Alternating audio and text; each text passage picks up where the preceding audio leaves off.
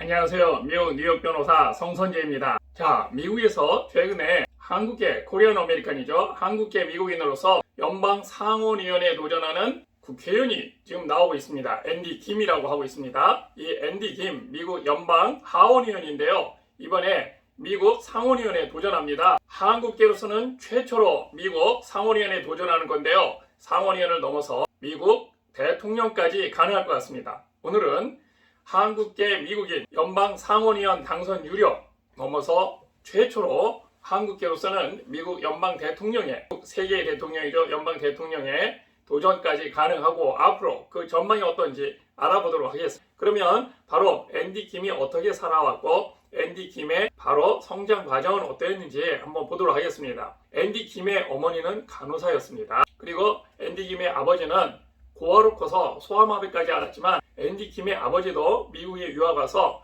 MIT, 여러분 잘 아시죠? 바로 아이비리그의 세계적인 명문 대학이죠. 매사추세츠 공과대학과 하버드 대학에서 공부를 해서 앤디 김의 아버지가 유전공학 박사가 된 입지전적인 인물입니다. 이제는 말이에요. 한국계가 이민 1세, 2세, 3세 하면서 성장해서 성공해서 미국 주류 사회에 들어가는데 그 부모도 이미 상당한 그 사회적 성공과 큰 교육과 미국에서 주류가 되고 그것을 이어받아서 그걸 바탕으로 해서 이어받아서 과거처럼 미국에 와서 세탁소에서 일하고 식당에서 일하고 뭐 이렇게 해가면서 그 다음에 본인의 이제 경제적 성장을 할 수 있고 하지만은 미국 주류 사회에 들어가는 것은 굉장히 어려웠습니다. 그 자녀들도 이렇게 앤디 김처럼 앤디 김의 어머니도 그렇고 앤디 김의 아버지도 그렇고 이미 앤디 김의 아버지가 미국의 MIT에서 또 하버드에서 공부해서 유전공학 박사가 된 입지전적인 인물이라고 하는 것은 대단하지 않습니까?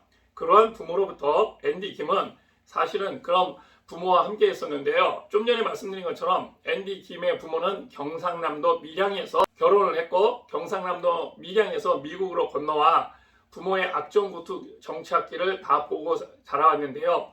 좀 전에 말씀드린 것처럼 미국에서 연방 대통령이 되려고 하면은 미국에서 태어나야 합니다. 앤디 김의 누나도 미국에서 예일대를 졸업하고 뉴욕대 교수가 됐습니다. 이미 앤디 김의 집안은 정말로 짱짱하고 대단하다고 할 수가 있습니다. 부모 대부터 특히나 교육으로 있어서는 특히 최고의 엘리트층, 상류층이 되었다고 할 수 있습니다. 그러나 그런 사람들도 미국의 정계에 들어가기는 굉장히 어렵습니다. 바로 이렇게 앤디 김이 좋은 부모 밑에서 큰 유산을 물려받고 했다고 하지만 사실 그게 쉽지 않았습니다. 이런 집안에서 나고 자란 둘째 남자의 바로 앤디 김은 어떤 중압감을 가졌을까요? 앤디 김의 부모는 필라델피아 인근 뉴저지 남부 체리힐에서 앤디 김을 가르쳤습니다. 바로 이 체리힐은 인구 10만 명도 안 되는 캠든 카운티라고 하는 곳인데 캠든 카운티는 치안이 좋고 학군이 우수해서 90% 이상이 백인이었습니다. 한국인은 3천 명도 안 됐습니다. 그래도 다른 데보다는 한국인이 많죠. 뉴욕이나 뉴저지, 뉴욕은 특히나 상대적으로 더 비싸서 그렇고요. 뉴저지 같은 경우에는 한국 사람이 굉장히 많이 삽니다. 다른 데보다 한국 사람이 굉장히 많이 살고 있는데요. 그러한 뉴저지에도 더 과거에는 한국 사람이 소수였고 우리 한국인들이 교육열이 높기 때문에 주로 백인들이 많이 사는 곳에 들어가서 삽니다. 사실 쉽지 않은 겁니다. 이렇게 앤디 김은 키가 작고 외소한 체구의 한국 아이가 중등교육 내에 주눅이 들지 않았다면 오히려 이상한 일이었을 겁니다. 그래서 앤디 김은 의외의 선택을 했습니다. 한국으로 치면 2년제 전문대라고 할 수 있는 딥스프링스 칼리지라고 하는 곳에 들어갔습니다. 사실 그 정도에서 중고등학교를 다녔다라고 하면 아이비리그에 충분히 갈 수가 있는데 주변에 프린스턴이나 유펜 등 아이비리그가 굉장히 질비했지만 그것은 사실 아까 말씀드린 것처럼 보통은 기득권을 가진 백인들의 몫이었습니다. 하지만 지금 말씀드린 딥스프링스 칼리지라고 하는 곳은 1년에 학비가 5만 달러인데 바로 이 앤디 김은 전액 장학생으로 학비를 전액 면제받고 여기에 갔습니다. 그리고 이 학교는 동부에 있지 않습니다. 네바다와 캘리포니아 접경 사막에 있습니다. 사막 한가운데 있습니다. 앤디 김은 왜 여기를 갔을까요? 처음에 앤디 김이 바로 이 딥스프링스 커뮤니티 칼리지를 갔다라고 했으면 우리로 봐서도 일반 대학이 아니고 2년제 전문대학입니다. 2년제 전문대학에 갔다고 했을 때는 그만한 특별한 가치를 가지고 갔다고 할 수 있겠죠. 바로 앤디 김이 입학하던 해 입학 정원이 13명이었다고 합니다. 이들은 아침에 일어나 전교생과 함께 우유를 짜고 가축에 사료를 먹였습니다. 이들은 미국 사회를 이끈 지도자 교육을 취지로 만들어진 학교에서 언더독 정신으로 꿈을 키운 것입니다. 그렇게 노력을 해서 앤디 김은 2년을 노력하고 바로 세계적인 명문대학이죠. 미국에서도 세계적인 명문대학인 시카고 대학, 유니버시티 시카고로 편입을 했습니다. 그리고 거기서도 부단한 노력을 해서 로즈 장학생이 돼서 영국 옥스퍼드 대학으로 갔습니다. 바로 시카고 대학에서 정치학을 공부하고 거기서 로즈 장학생이 돼서 영국 옥스퍼드 대학으로 유학을 가서 옥스퍼드 대학에서 국제관계학으로 박사학위까지 받았습니다. 여러분, 미국의 백인들도 미국에서 상류층에 또 미국에서 공부 잘하는 또 미국의 엘리트층도 미국의 기득권층도 시카고 대학에 가는 것은 상당히 어렵습니다. 거기서 시카고 대학을 간다고 하는 것도 편입으로 대단한 거 있지만요. 이것도 미국 사회가 열린 겁니다. 전문대에서 시카고 대학을 갈 수 있습니다. 우리식으로 얘기하면은 바로 저기 호남이나 영남에 있는 조그만 전문대학에서 서울대나 아니면 최소한 또 스카이 대학에 3학년으로 편입을 받아주는 뭐 이런 거라고 할 수 있겠죠. 그렇게 하고 로즈 장학생으로 선발이 됐다. 여러분 아시다시피 빌 클린턴 전 미국 대통령도 로즈 장학생으로 영국 옥스퍼드 대학에서 공부를 했습니다.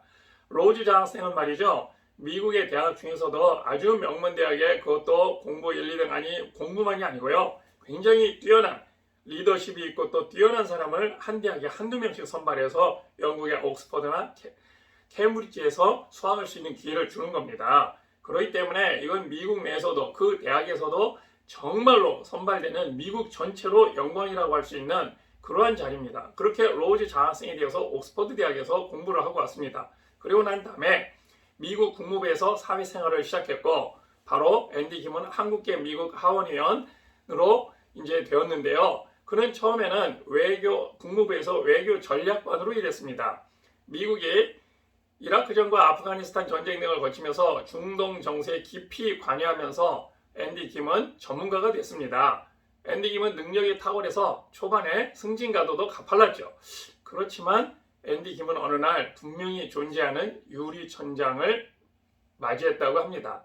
미국 정부가 한국 관련 업무를 수행하는 것을 서면으로 금지시켰다고 합니다. 보스턴에서 태어나 본래적 미국인임에도 불구하고 그의 성을 보고 스파이 행위를 우려한 것입니다. 아프가니스탄에서 근무할 때는 최고 등급의 비밀 취급 임금도 받았지만 미국은 그가 한국에 충분히 기울어질 수 있다고 여겼습니다. 미국 정부의 업무 배당 제한은 사실 공식적인 조치였습니다. 그래서 자신을 외국인 취급하는 정부에서 일하는 것은 더 이상 의미가 없다라고 판단하고 이를 고치겠다고 앤디 김은 결심했습니다. 나토 사령관 전략참모와 미국 NSC라고 하는 것은요, 국가안전보장위입니다. 미국 백악관에 있는 겁니다. 바로 미국 백악관, 거기에 그 중에서도 오바마 대통령 당시에 미국 백악관에서 이라크 담당관을 끝으로 앤디 김은 정부 일을 그만두고 비로소 드디어 2018년에 뉴저지 남부 3구에 돌아와 하원의원에 출마했습니다. 그가 출마한 하원의원 지역구는요, 백인 인구가 80% 이상이고 아시아계는 3%도 안 되는 지역구였습니다. 앤디는 처음에 출마해서 4천여 표 차이로 간신히 승리했습니다. 앤디는 다른 누군가가 내가 성취할 수 있는 혹은 없는 일, 그리고 내가 이 나라를 위해 할 수 있는 일을 규정하도록 하고 싶지 않았다고 했습니다. 사실 말이에요. 앤디가 출마했을 당시에 조 바이든 대통령 당선인과 오바마 전 대통령이 선거운동을 도왔습니다. 앤디는 도널드 트럼프 대통령의 행정부를 이끌던 시절에 원내에 입성했는데 주한미군을 포함한 국방부를 관할하는 군사위원회의 배정을 받았습니다. 앤디는 미국의 대북 정책이 북한과의 평화를 도모하는 방향으로 정해지는데 아주 큰 역할을 다했습니다. 사실 앤디 김 의원은 미국의 국익과 한반도의 평화가 서로 상충하는 가치가 아니라는 신념에 따라 소임을 당한 것입니다. 그는 하원의원이 된 이후에도요, 스스로를 유리천장을 깨뜨리기 위해 일하는 역할만을 바꾼 것일 뿐이고 여전히 민주주의를 위한 공직자로 일하고 있다라고 그렇게 말했습니다. 그래서요, 2018년에 처음에 초선이 됐고 2020년에 이제 재선에 출마를 했습니다. 근데 이 재선에서는 초선에서와 다르게 4만여 표의 차이로 압승을 했습니다. 그리고 2022년에는 41세의 나이에 3선에 성공했습니다. 그런데 말이에요. 그렇게 3선에 성공하고 한 달 만에 그는 다시 바로 오바마와 같은 담대한 도전을 시작했습니다. 즉 상원의원 출마를 선언한 것입니다. 상원은 사실 한국계 정치인들에게는 미지의 영역입니다. 말씀드린 바와 같이 2년짜리 하원에 비해 임기의 상원은 스포트라이트를 받는 비중이 다릅니다. 임기가 6년입니다. 435만의 하원이 지역구를 하면 100명의 상원은 사실 전국구에 해당합니다. 재선의 상원의원이나 주지사는 대통령 후보로도 자주 거론됩니다. 아마 이번에 앤디 김 후보가 상원의원이 되면 그 다음에 그 한 2년이나 4년 후에 6년 후에는 대통령 후보로 언급될 것입니다. 자, 우리 한국계가 미국에서 대통령 후보로 언급되고 대통령 후보로 출마한다니 정말 가슴 벅찬 일 아니겠습니까? 그만큼 한국인이 이제 세계에 나가서 인정을 받고 있다. 경제적으로만 성공한 것이 아니라 문화적으로만 성공한 것이 아니라 전 세계 어디에 가서도 인정받고 전 세계의 지도자가 될 수 있다. 자, 한국을 뛰어넘고 있다. 이렇게 볼 수 있겠죠. 하원이 주로 예산 등의 돈 문제를 다루는 데 비해서 상원은 외교 전략과 국제정세 등 초강대국, 바로 미국의 특징이죠. 초강대국으로서의 미국의 의사결정을 좌우하는 것입니다. 이런 의미에서 앤디가 상원을 목표로 한 것은 정치적 야망이기도 하지만 지금이 바로 적기라는 판단 때문입니다.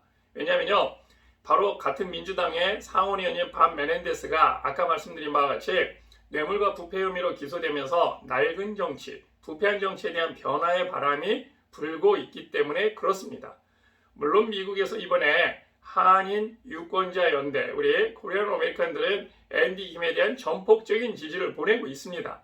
그러나 이 한국계만이 그 전폭적인 지지를 한다고 해서 미국에서 당선될 수가 없죠. 오히려 어떻게 보면 한국계의 전폭적인 지지는 독이 될 수도 있습니다. 그래서 폭넓은 유권자의 지지를 받아야 당선이 될 수 있습니다. 그래서 앤디 킴은 더욱더 넓게 이렇게 아마 선거운동을 하고 있는 것 같은데, 제 1차 관문은 올해 6월에 민주당 프라이머리, 예비선거라고 하죠. 민주당 프라이머리에서 적격 여부를 심사받는 겁니다.